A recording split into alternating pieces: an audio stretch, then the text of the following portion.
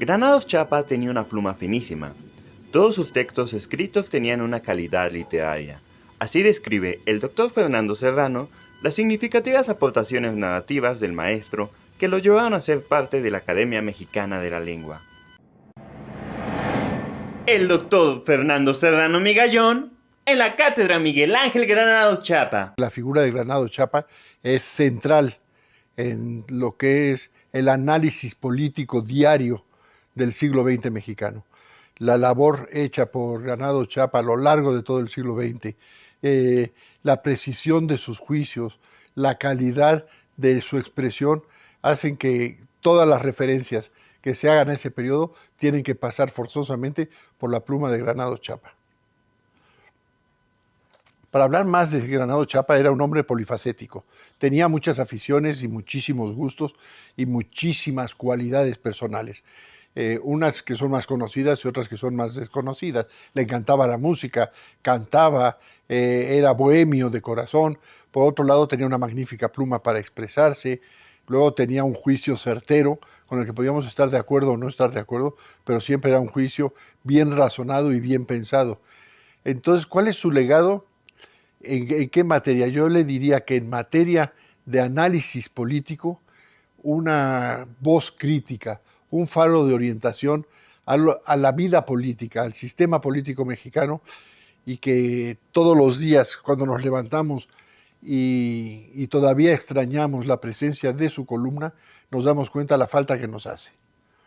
Bueno, como usted sabe, en la Academia de la Lengua, la mayoría son escritores, filólogos, poetas, gente que se dedica 100% a la actividad literaria en el más amplio sentido.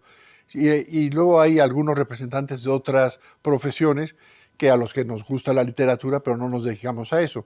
Hay un par de médicos, hay 2 o 3 historiadores, hay un par de ingenieros y 1 o 2 periodistas. Él, en ese sentido, era el periodista de la Academia de la Lengua y siempre sus intervenciones, sin dejar de tener esa visión del análisis periodístico, del análisis de reportero de lo que pasaba, participaba de manera activa y de manera eficiente en las actividades de la Academia.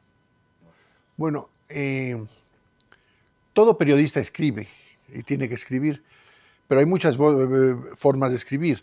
Hay periodistas, y no quiero con esto demeritar a algunos que también son muy dignos y tienen todos los reconocimientos, que les gusta mucho más el impacto de la noticia que el fondo de la noticia, o la forma de llamar la atención que el fondo de la expresión misma. Yo creo que en esto Granados Chapa tenía una pluma finísima. Es quizá uno de los mejores periodistas que ha habido en México en cuanto a la calidad de su pluma, de su escritura. Eran todas sus textos escritos tenían una altísima calidad literaria. Se puede hacer una recopilación de todos ellos y desde luego el nivel literario y de su expresión no deja de sorprendernos. Lo mismo pasaba con el periodismo verbal, sus programas de radio, en donde todos los días nos sorprendía con una expresión verbal de lo que pasaba, de lo que había pasado, de lo que había que comentar. También eran unos, no discursos, pero eran unas expresiones verbales de una altísima calidad de expresión. Bueno, yo a lo mejor es un problema de mi edad.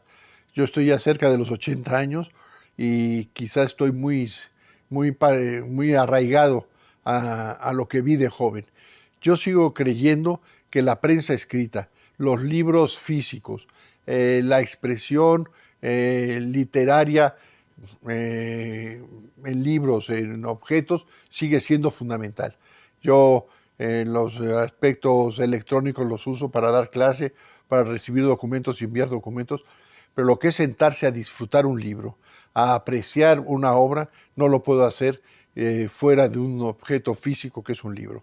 Un libro es sensual, tiene peso, tiene olor, tiene belleza. Entonces, el libro, aparte del contenido, es un objeto que produce una sensación de satisfacción a los que nos gustan los libros.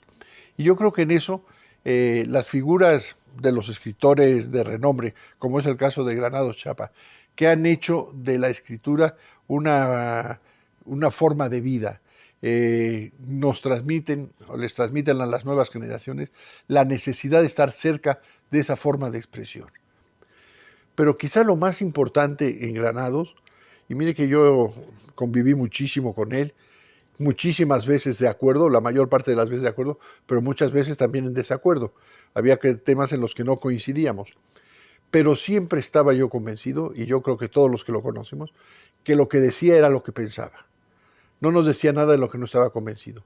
Podíamos nosotros coincidir o no con él, pero la honestidad en la expresión de sus ideas es fundamental para un periodista. Todos los que acudíamos a leer a Granados Chapa sabíamos que eso era lo que estaba pensando y podíamos o no coincidir con él, como le he dicho, pero sabíamos que era un punto de vista real, sincero, objetivo desde su punto de vista y que nos daba una posibilidad de encontrar el camino junto con él o al revés que él, pero con una verdadera posición de autoconvencimiento. Bueno, yo creo que es fundamental. Siempre el periodismo es fundamental en cualquier momento. Es quizá la forma más, no quiero decir primaria, porque puede dar un sentido peyorativo, más inmediata de la libertad de expresión. Y sin libertad de expresión el periodismo no puede existir. Y lo mismo pasa con la actividad universitaria. La actividad universitaria, la autonomía, no puede existir sin una libertad absoluta de expresión. La universidad tiene como función, y lo dice su ley orgánica, 3 funciones fundamentales. Transmitir el conocimiento a través de la enseñanza, crear nuevo conocimiento a través de la investigación y hacer que los beneficios de la cultura lleguen a las más amplias capas de la población. Pero hay una cuarta función que no está en la ley orgánica y que yo creo que es muy importante, que es ser la conciencia crítica de la nación. La universidad, y por eso no podemos pensar que la universidad tiene una ideología. La universidad no puede tener una ideología. Si una institución de educación superior tiene una ideología, no es una universidad.